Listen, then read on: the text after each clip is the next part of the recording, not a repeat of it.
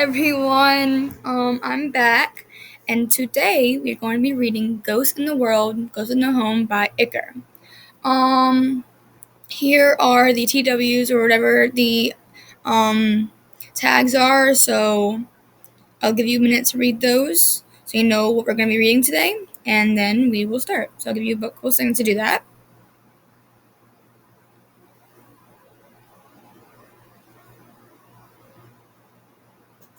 Okay, so before we start, I want to say that, as you can see right here, this is a pretty long read, and you can see right here it says a 47-minute listen. And if you haven't read my description yet, I can start to talk very fast because of my ADHD. I also have a somewhat stutter, and I'm not good at pronouncing many words. So I will most likely start talking as fast, and I can't realize it, and start yeah, you know what I mean. So if that does happen, and when it does happen, I'm very sorry. But anyway, I am very excited to read this. Thank you so much, ICHoR, for giving me permission to read this and post it online. And yeah, let's get started. Okay. Before we start, one more time. This is this. Ghosts exist. Okay. You ready? All things considered, Tommy thinks he reacts pretty normally when his source breaks open and he's thrust into the world. Who wouldn't scream? Of course, his screaming prompts more screaming from the people around him. It's one big scream fest. That leads to a whole other problem, namely the fact that they aren't ghosts and are actually trying to kill him. Again. Not that they killed him the first time, but he's already dead, so he's been killed once. Getting killed twice would just be embarrassing. Are you kidding me? Wilbur! A guy with long pink hair exclaims, holding a rapier out. I'm sorry if I pronounced that wrong. I didn't mean to! Guy who is apparently Wilbur responds. His differentiating feature is the red beanie on his head. My dog's gonna bark, please. That and the fact he's tall as fuck. Both of you back up. A third guy says calmly. He is clearly the oldest, but a bucket hat sits low on his head to block his eyes from Tommy's view. He pulls out a rapier and jumps into action. Whoa, hang on. Do you just attack people without even greeting them?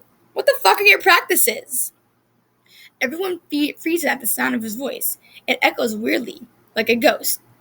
Because he is a ghost, probably. Phil, you hear that? Wilbur asks. Oh yeah, I'm hearing him. Loud and clear. Phil answers, slowly lowering his rapier. Obviously I'm loud and clear. I'm not a fucking mumbler or some shit. Tommy snaps back, a little offended. You're responding to us as we talk. Wilbur gapes. Yeah, so I'd really appreciate you guys not stabbing me with rapiers. You know? Golden rule. Don't stab others with rapiers if you don't want to also be stabbed. Who are you? Pink hair asks. What are you? Tommy in it. Used to be alive, but now I'm a type 4 Raiju. Cool shit, huh? Type 4? I'm stronger than a type 3, so I moved myself up one. So this is your source? Phil bends down to pick up the camcorder on the floor, toasting it as he looks. I think so, he shrugs. Fuck if I know. This is fucking insane. Wilbur breathes. Well, why are you here? In the world of the living? Pink asks, waving a hand at him. Can you go back to the ghost world? At this, Tommy wilts, because he doesn't know. He's seen the other side. He's been there, but he can't fucking leave. I don't know. I can't. We could help you, Wilbur suggests, but everyone stares at him. What? When are we going to be able to talk to a ghost again? To help a ghost? I feel like I should be offended at being reduced to just a ghost, Tommy remarks. I'm a big fucking man. We don't even know how to help him, Will. Pink exclaims. We don't even know if we can. We could try, though. Phil shrugs, still holding his source. Let's take a vote. Laura announces. Raise your hand if you vote to help Tommy.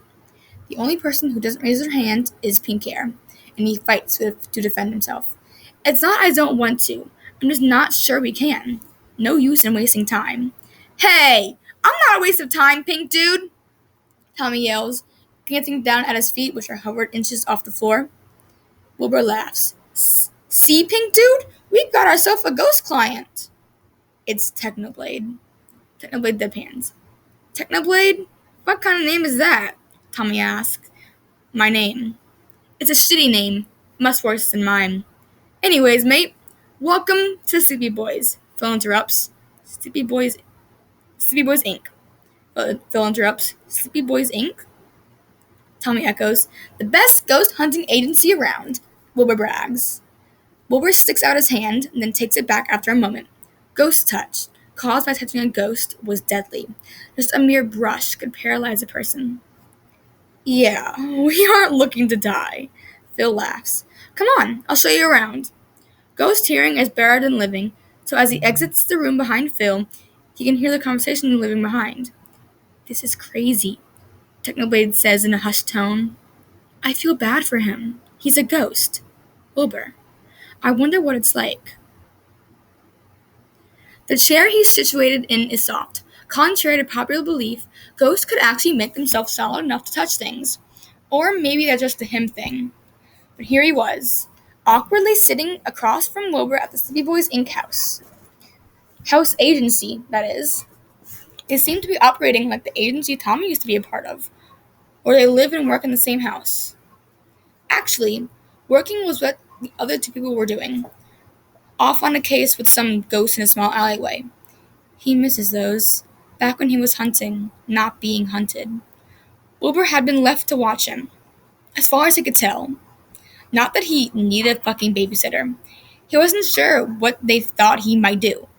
But here he was, 17, being watched by a 20-something-year-old guy. Like he was a child. So, Tommy, what's your favorite color? Wilbur says awkwardly. Blue. Yours?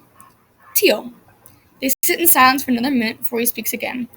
Do you think you can play Mario Kart without freezing our controller? Tommy blinks at him, and the frost he's been slowly spreading over the chair vanishes. As far as he knows, that's also only a self-aware ghost perk. It's easier to spread the frost. Requires less energy from him. But if stopping it means ending this awkwardness, then he'll do fucking anything. Cool. Let's play. 3 hours later, they're engaged in a battle of epic proportions. It's the most fun he's had since he died. No! No! Wilbur screams, and Tommy cackles. Ha! I fucking win, loser! You're cheating! You're a Raiju! You're manipulating your car to go faster! Fucking how? What the fuck? Technoblade says, and Tommy is suddenly aware of the sound of footsteps and a heavy bag being set down. Beyond that is the sound of a rapier being put in the holder. The others are back. No, it isn't what it looks like, Wilbur scrambles to say. Really? Because it looks like you're playing Mario Kart without us. No. Guys, Phil says, sighing. Shut the fuck up and get to sleep. Yeah, we're going, Wilbur smirks, holding up an Ella Technoblade as he gets up. Tommy stands too, awkwardly hovering, literally, as he turns off the TV and collects the remotes. He isn't sure where he slots in with all this. They have his source, so he can't just leave. It's sitting right there. His camcorder, the thing he loved so dearly. It kept him in this goddamn world, just lying on the coffee table. He isn't sure if he should love it or hate it. See you in the morning, Mario Kart cheater, Wilbur jokes, passing out the living room archway. Technoblade follows him, not looking over his shoulder at Tommy. He stands there, frozen in time, as everyone moves without him. This was what being a ghost was like. Being disconnected. It wasn't like he had a right to fall into routine with them. There were some guys who accidentally let him out, not friends. Hell, he hardly knew them for a fucking day now. Tommy. He's jerked out of his thinking by Phil, casually staring at him. He's a weird kind of guy. 24 hours told him that. The leader, and the type of person to wear a cloak and a bucket hat like some sort of anime protagonist. Meanwhile, he was stuck in a pair of jeans and a blue sweatshirt. At the very least, he hadn't died wearing something stupid, saving himself from the embarrassment since his date of death. I was thinking about what you told us earlier, about your life, so we could try to find out how you died because you don't remember. Phil continues, and I was thinking a good place to start could be the records of births and deaths in Manburg. We have a few on our shelves, I think. I have to stay up into the case in our casebook if you want to stay up with me. Tommy takes it at what it is, a peace offering. Okay, he accepts. Who cares if he has to look at dusty old books? One of the smallest rooms in the house, maybe 3 broom closets large, is a library of sorts. 2 nicer chairs and a wall made of only books. Phil takes one chair and busies himself with writing stuff, so he takes it upon himself to trail his fingers along books. Phil didn't tell him what the name of the books were, so he's left to read every title like a fucking nerd. His fingers come to a stop on Peter Rabbit. It seems out of place on this shelf, full of old books. This was the one book Tommy had when he was living. So he glances at Phil, still absorbed in his writing, and plugs it from the shelf. It's not his, and it's not what he should be doing, but he takes it anyway. He takes it, sits down, and begins to read. When he wakes up, it's to the noises of a full house. You get used to the silence of the other side, a terrifying, hollow thing. This was nicer. For just a second, he's not in the Speed Boys ghost hunting agency. He's at the Bench Trio agency, pretending fruitlessly to be asleep while his friends move about and get ready for the day. In just a second, one of them will be ridiculously loud and he'll drag himself out of bed to go make fun of them. They'll prepare for a case, chuck Nutella bars at each other's heads. Don't go in there, Phil says, and just like that, his dream falls away. I didn't know ghosts could sleep, but Tommy can. See, this is what I'm talking about when I say we can learn more about ghosts, Wilbur exclaims. Don't treat him like a science experiment. I'm not! But I was thinking we could head to the archives, Tommy included. 2 of us work on his case and 2 of us on our other cases. Want to take a ghost into public? What could go wrong? Tommy, wisely, chooses this exact moment to enter the kitchen. He had turned invisible sometime during the night and had frozen the chair, but he quickly remedied both of the problems. Hello! He exclaims loudly. Tommy, how bad does sunlight affect you? The archives sound fun? Wilbur asks, ignoring Technoblade's sigh. I can turn invisible so it doesn't. And yeah, I haven't been to the archives in... How long? How long has he been dead? A long time, he settles on. I'm down, Big Dubs. Why'd you go to the archives? Phil asks, but he gets talked over by Wilbur. The blender is broken. I need my morning smoothie. Just change the angle of the plug. You know it's picky, Technoblade says helpfully. I tried. It's not working. Oh my god. Idiots. Both of them. I've got this. Watch and fucking learn. Tommy makes his way over the blender. Careful not to bump into anyone. It's a small kitchen, but everyone moves so they don't get ghost touched by him. He reaches out and puts a hand on the blender. It comes to life under his care, electricity racing through his veins. When he became a ghost, he accidentally caused the shutdown of a whole city. After a minute, he takes his hand off, and the smoothie is nicely blended. Everyone is staring at him. What? He asks, thinking at them all. That's so fucking cool! Wilbur burst out. When I die, make me a fucking Raiju. Tommy, that was... Where do you get the electricity from? How do you do that? Phil jumps into asking him, and he laughs in surprise. I think it comes from me. I don't fucking know. It's like instinct. Like breathing or some shit. Back when I became a ghost, I, overloaded a block of apartments. 1 second, guys. My dog wants to be annoying.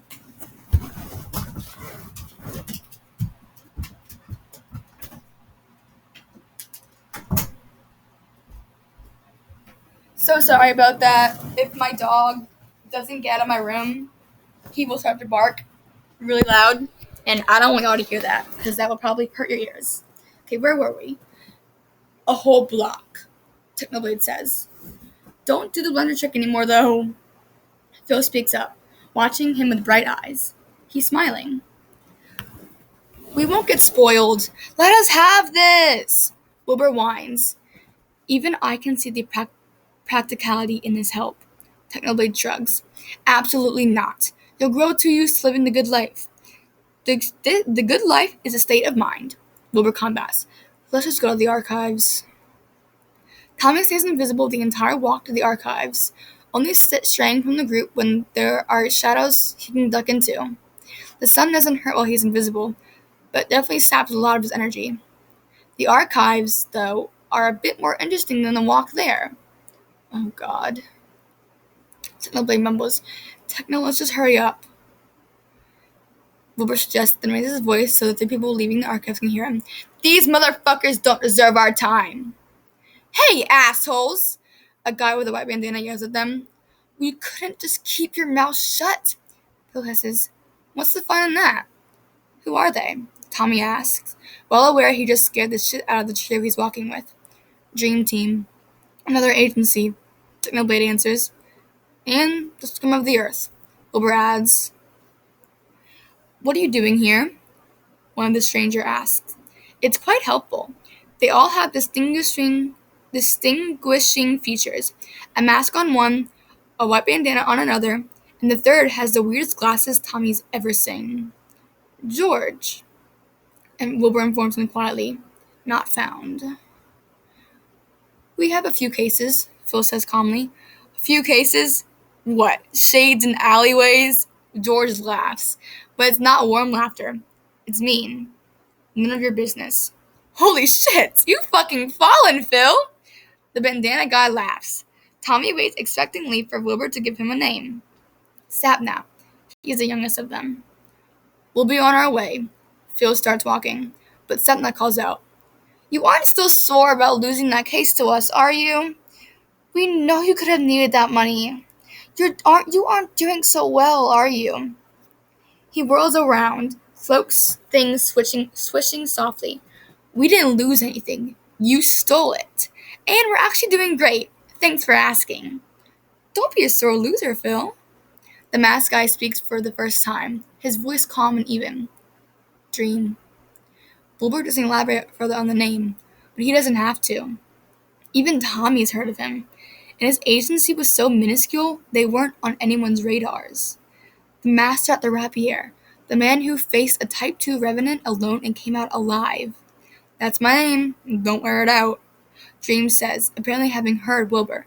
Piss off, Dream, Wilbur snaps. Don't rise to bait, Phil says. Come on, we know we're better than them. We don't need to prove it further. Better? Better? Sapnap shakes. I'll show you, Sap, Dream says. Let's go. As the two groups pass, both flip each other off. All except Technoblade and Dream, that is. Even Tommy does it, just for the fun of it. He's not about to pass on opportunity and flips him off. That was weird, he says once they're safely out of earshot of all people. Fucking cool. They're our enemy agency. Assholes, through and through. Wilbur gives a glance over his shoulder, but Tommy doesn't know if he's looking at the Dream Team's small figures or the space Tommy's occupying. Techno beat Dream in a rapier contest once. We never let them forget it. And they haven't forgotten it either. Wilbur rolls his eyes. Arrogant pricks. Here we go. Phil smiles. I'm just saying! We've been in the news more times this month than they have. Thanks, Will. Phil coughs pointedly. Let's move on, alright? I kind of like insulting him, Technoblade admits. Yeah, let's fucking get him! Tommy cheers. You're a kid. Who are you going to get? Wilbur snickers. Oi, dickhead! I'm a big fucking man! Please, you look like a baby, Technoblade points out. And Tommy crosses his arms. I hate the blade, he announces. The blade? Guys, are we going to do any research? 2 weeks. That's how long it takes for them to let him go on a case with them. 2 weeks of no progress, on his case. 2 weeks of begging and 2 weeks of bonding, as Phil calls it. He likes the three more than he's willing to admit. The last time he liked people this much? Anyway, he's grown fucking attached. Attached to the way they joke around, the way Phil or Techno will sit and read in silence next to him at night, or how Wilbur will sometimes play his guitar, music wafting down from his room. He knows their quirks and humor like he knows his own hand by now. And somehow, they haven't pushed him away yet. If anything, they've welcomed him. Techno, remembering the story of Theseus. Phil, explaining how they cook dinner. They feel like family. It's a sad thing, though, to know that he loves them, because he can't. Not really. He's a ghost. Not even a person. Tommy can't even touch them. There's no use getting attached. But he has anyway. So, he's finally convinced them to take him ghost hunting. Just from stepping into the house, he can tell something's there. Not in a normal way. From any talents, but in a different one. One that comes from nothing but being a ghost too. Reports said a figure was seen standing on the stairs, but the history speaks otherwise. Abuse in the basement, Wilbur announces. I'm not seeing a death glow on the stairs. Let's split into two groups. Tommy, basement with me. Will, Techno, explore the upstairs and the stairs. Phil orders. As they descended into the darkness of the basement, Tommy speaks up. I've missed this. You've ghost hunted before? Phil asks, but Tommy doesn't answer his question. I've missed the thrill, really. My friends and I always found some way to get into danger. I still blame it on the fact I let them name our agency Bench Trio. Bench Trio? Phil echoes. It doesn't matter. I feel colder in here, you know. Temperature dropped a little here, but nothing big. Anything else? What the hell am I supposed to sense? You're a ghost. You're brothers. Feel anything weird? Other than the fucking dread I got from stepping in this place, nothing. Nothing different down here? I can't feel the cold very well, he points out. Isn't this your fucking job? I just thought you might know something I don't. I don't know shit about being a normal ghost. I'm too cool for their shit. Come on, then. Let's head upstairs to the office. Phil definitely flicks his coat more than is needed during his turn to make a dramatic exit. Tommy laughs, not bothering with the stairs, and instead floating up through the walls. As long as their emotions didn't get out of hand, this was fine. Humor was the best during a hunt. It's up here, Tommy says, waiting for him at the top of the stairs at the top floor. Surprised Wilbur and Techno didn't call for us, Phil says, tucking his cloak tighter around his body. From what he can tell, Sleepy Boys Inc. doesn't have an agency outfit. His agency, Ben's Trio, didn't either. It was a waste of energy. Who cares what you're wearing when you're fighting for your life? Why would they? There's no ghost yet. Tommy snorts, drifting further along the hallways. No death glows that I can see either. Phil peers into the closet room, shaking his head. Who's there? Tommy's head snaps up, staring at the ceiling. That's where the voice seemed to come from. What? Phil asks. What happened, Tom? What? You can't hear that? You aren't living. Tommy, the ghost is communicating with you because you're also a ghost. Be careful of what it's saying. I know that. It's saying it knows I'm a ghost. Maybe that means it can't hurt me? Guys! Wilbur exclaims, popping out of her room. This room is the cold spot. Techno says something's wrong about it, though. Some room is missing. Yes. Bring them to me. A room? Tommy asks. How about the attic? Phil is still looking at him, and he's looking up at the ceiling. Why the fuck would I know? Techno's the one who memorized all the blueprints. Phil sighs, heading past Wilbur.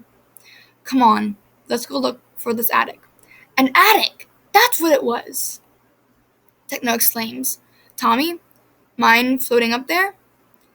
Phil points to the popcorn ceiling, and Tommy very suddenly hates his job. Are they sure? Are they even sure he can't die? There's nothing to prove another ghost won't hurt him. Or we break through it, Wilbur suggests, picking up on his hesitance. I'm always ready to break shit. I can float through a ceiling, Tommy says, pushing away the fear. He has to earn his keep. He can't expect them to take his case for free. I'm not fucking incompetent. Wait, Techno begins, but he's already halfway up. The attic is dark. After a moment of straining his eyes, he relaxes, letting a familiar electricity course through his veins. The glow he lets off is minimal, but enough to get a vague idea of the space. Junk fills most of the corners, a good layer of dust covering the floor. On the plus side, the dust doesn't even look disturbed. On the downside, the ceiling is thick with cobwebs. As he stares, a spider starts to descend towards him, precariously lowering itself on a string. Hello? He asks. Even if he's a ghost, he still knows the principles of ghost hunting. Number 1, don't let your fear control you. He can feel the ghost here, sense the wrongness in the air. It's silent, though. A bad sign. Whatever. He needs to find the attic entrance and let the others in. Recklessly, he makes his way across the attic. With the amount of dirt on the floor, it's nearly impossible to see any markings unless he's practically on top of them. Boring and slow as shit, but it's his only choice.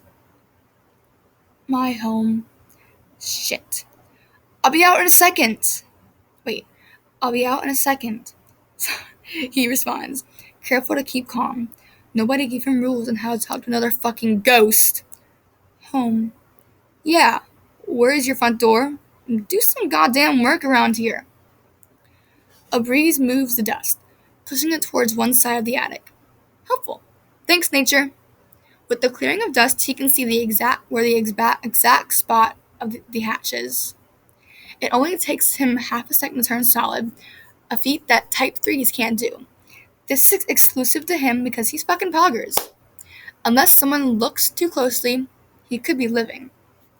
He takes a shit ton of energy though, so the most he can do is this. A few minutes. He brushes away some remaining dust, twisting the lock. Who put the lock on the inside beats him? But oh well. The first push against the hatches and move, but the second gives a promising creak. Doubling his energy, he pushes again. This time it must have some visible effects because he can hear a very muffled exclamation. Rating himself for the last time, his solidness can't stay any longer. He raises his hands to slam down on it. Right when he's halfway through pushing his hands down, a voice roars, "Get out!" When his hands make contact, the hatch practically falls off its hinges and he's sent catapulting down the hole. Halfway through his fall, he makes one very important realization. That fucking wind wasn't natural. Tommy! Phil shouts, and he hits the ground hard. Within a second, he's flickered back to normal ghost form, though, grinning at the 3 people. Wilbur is frozen, hands half outstretched to him. At the side of his grin, he relaxes and withdraws his hands. Tommy brushes off the fact that he was ready to help him, ghost or not. He'll think of it later, when they aren't around, and he can mourn what he can never have. Found the ghost, he says, still on the floor. Jesus fucking Christ. Phil's breath whooshes out of him, shoulders slumping. You can't fucking do that! You scared the shit out of me! Wilbur exclaims. I'm a ghost. I'm fine. He stands and realizing that fall fucking hurt. That shouldn't happen. Ghosts aren't meant to feel at all, let alone feel pain. The implications of him being able to feel that fall are too much. Way too much. Are you guys going to get the ghost? Fuck! The ghost! Yeah, you idiot. Techno rolls his eyes. Someone back me up. The ghost's source, an old book, was quickly found and thrown in a silver net. Tommy smartly stays downstairs while the others fight it under Phil's instructions. If he was there, he'd just confuse the ghost. And who knows what that might do. Everything hardly takes 10 minutes. It was a Type 1, aggravated by him. But he easily found the ghost room and helped open the entrance, so it practically evens it out. I say this goes to the furnaces tonight, Phil says once they're outside the house, holding up the silver bag like a prize. Who wants the job? I'll take it. Techno sighs. I have some stuff to do anyway. Phil hands the source over, and Techno tucks it in to one of the many coat pockets he has. Wilbur grins. Don't stay out too late partying. You know me. Doing illegal substances every chance I get. Technoblade deadpans in response, making Tommy laugh. Let's just get home before ghosts start coming out onto the streets. Yeah? Phil nudges. Phil suggests nudging Wilbur along. See you at home. Techno gives them a nod, and the group splits into two. Tommy's left walking alongside Wilbur and Phil. So, Tommy, something you said earlier caught my attention. Bench trio? Ghost hunting with your friends? Wilbur looks interested at Phil's words. Even Tommy's happy to think back to when he was living. Just the three of us, he nods. 15 when we started, of course, but it was fucking fun. A good way to make money, you know? Legal because we passed our 4th grade, and nobody was looking for us anyways. I was the best with the rapier, obviously, but my talent was in sight. Pretty good at listening too. At least I didn't have to deal with our paperwork and shit. On instinct, he brushes his hands where the hilt of a rapier would be. There isn't one, of course. There hadn't been one in a while, even before he died. What happened? You said it was fun, Wilbur asked. We fucked up a case. The fallout was I had to deal with all of the fucking paperwork, of course. The press. Everything. Bastards left it all to me. They were lucky. He cuts himself off. Heartbeat. If there was one. But there wasn't, so metaphorically, in his throat. His friends. His 2 annoying and sometimes wonderful friends. The ones he was practically abandoning just by working with Sleepy Boys Inc. He swore off ghost hunting after them. He promised no more. Tommy? Phil prompts.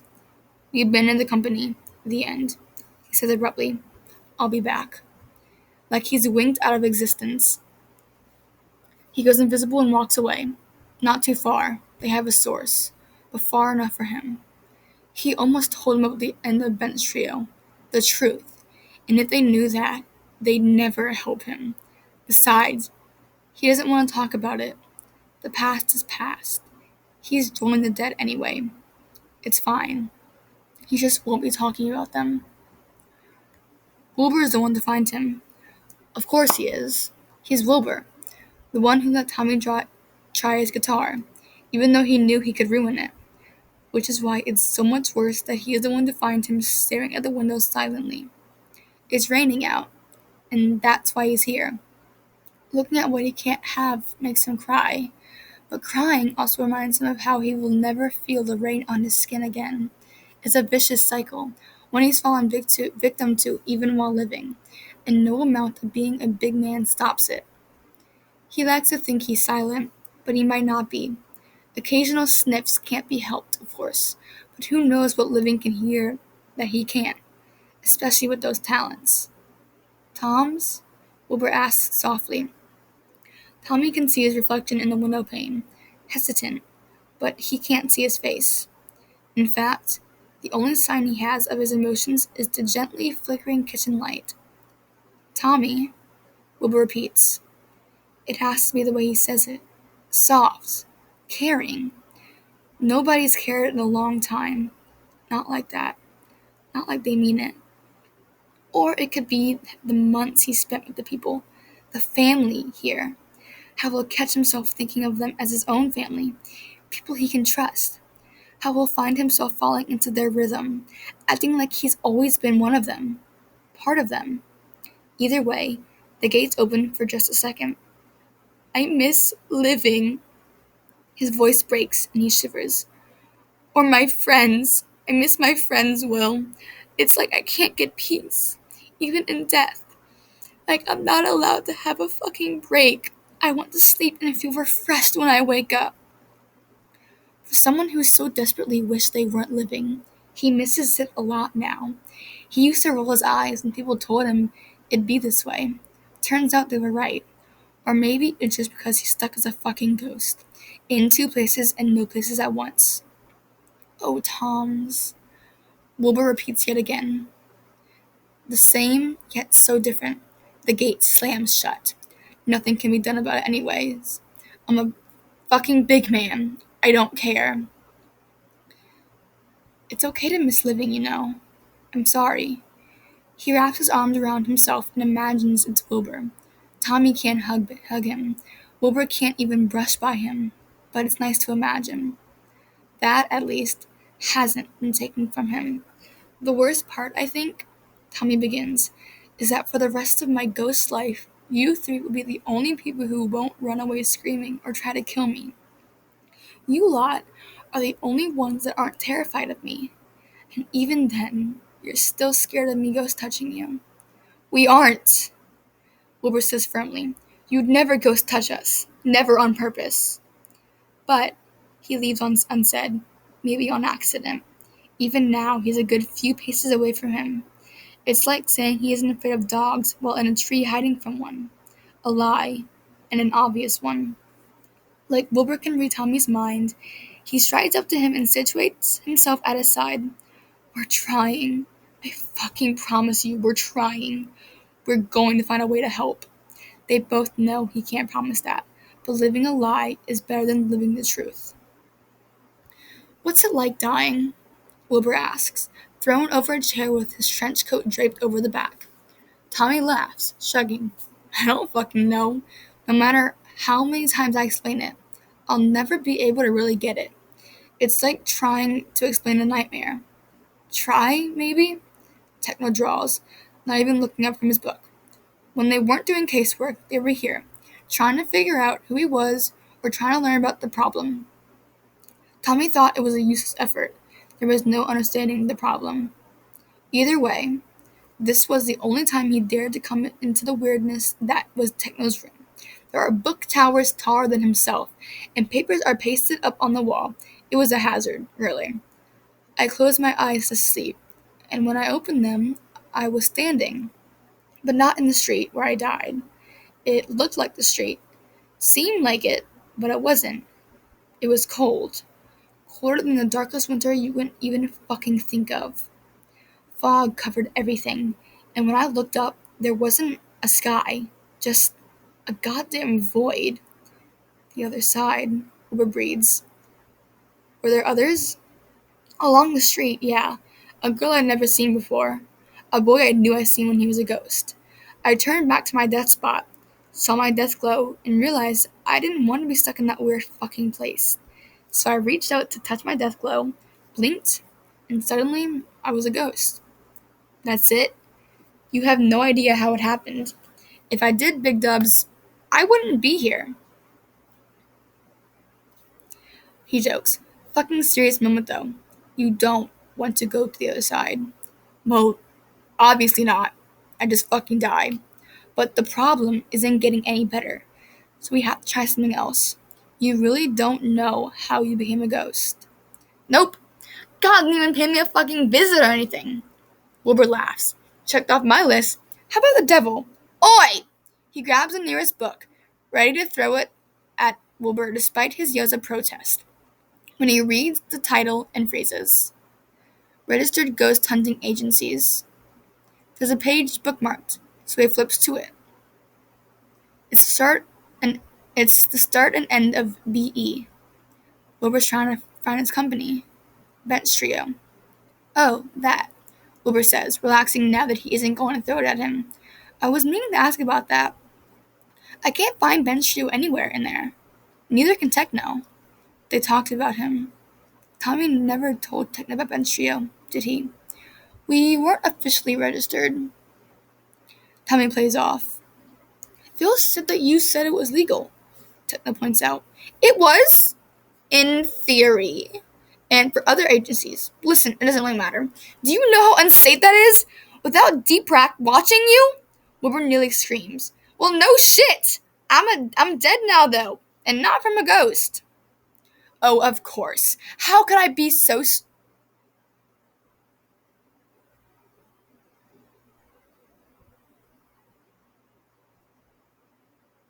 Sorry about that. I got a notification. Important. Oh, of course. How can I be so stupid? You're fucking insane. Wilbur shakes his head. So that means looking for it is a waste of time. He takes a book from Tommy, balancing it on one of the nearby piles. You really don't make it easy to find you or how you died, you know. Sorry, not sorry. He grins at him. Just makes it finding it all that much better. Okay, so I don't know how long my screen recorder can last, so I'm going to end this video here. I will post the next one a couple minutes after this one, okay? Okay. So come back for part 2. Yeah. Bye.